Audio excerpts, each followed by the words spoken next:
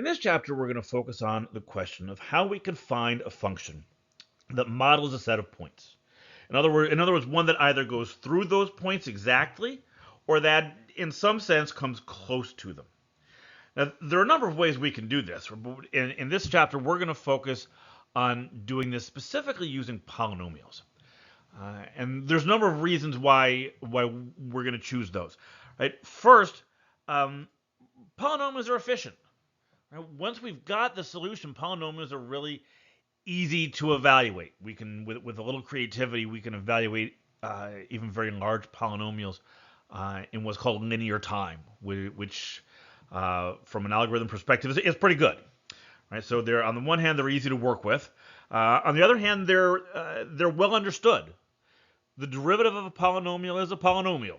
The integral, or the antiderivative of a polynomial, is a polynomial. We have all sorts of techniques for finding the roots of polynomials. They're very well understood, which also makes them easy to work with. And another big plus is existence. Anytime you start talking about, well, can we find a function that does this? The first question you have to ask is, well, literally, can we do it? Does such a function exist? And in real analysis, there's this great theorem called the Weierstrass approximation theorem. And what it says is that if you have a continuous real-valued function on a compact interval, then there exists a polynomial that approximates that function to any degree of accuracy that you want. So existence is, at least partially, going to be already taken care of for us here. It's not going to be something we have to worry about. Now, there's two methods that we're going to use to do this, and they're both going to start from the same underlying set of assumptions. All right, so first, we're going to assume that we have two variables. I'm going to be generic and call them x and y. They could be distance and time. They could be time and temperature. I don't know. And we're going to assume that there is an underlying functional relationship that these variables that we just don't know. Then what we're going to do is, you kind of make this a practical example. You're going to go out and you're going to do some observation. You're going to make some observations. You're going to conduct some experiments. You're going to collect some data values. Right? So essentially what you're doing here is you're sampling from this underlying relationship.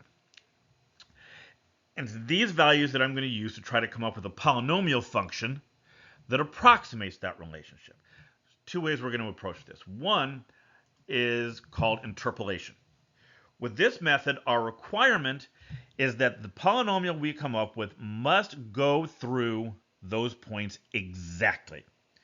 And the trade-off for this is that I'm going to have no control at all over what goes on outside of those points.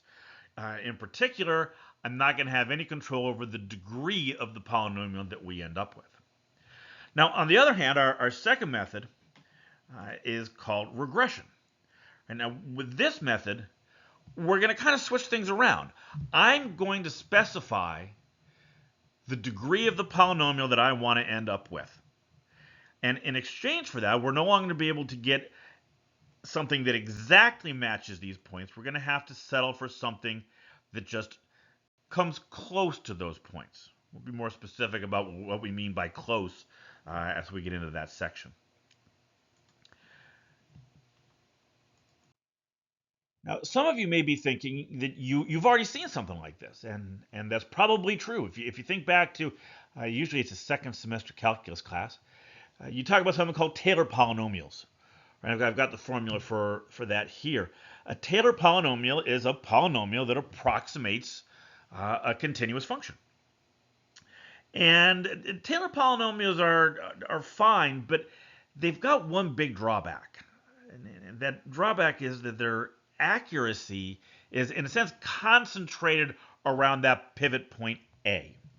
And as you pick x values further and further away from A, not only does the accuracy of your approximation drop off, it can drop off really dramatically, really quickly. And that's a property that we really don't want in our approximations.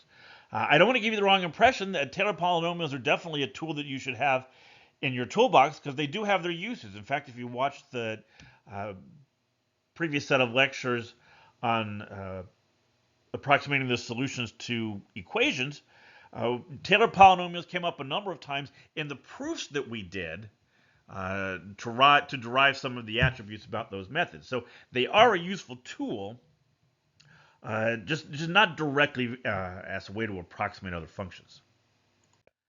So in the next lecture, we're going to start a multi-part series of lectures on interpolation. And we're going to start off by looking at something called Legendre polynomials.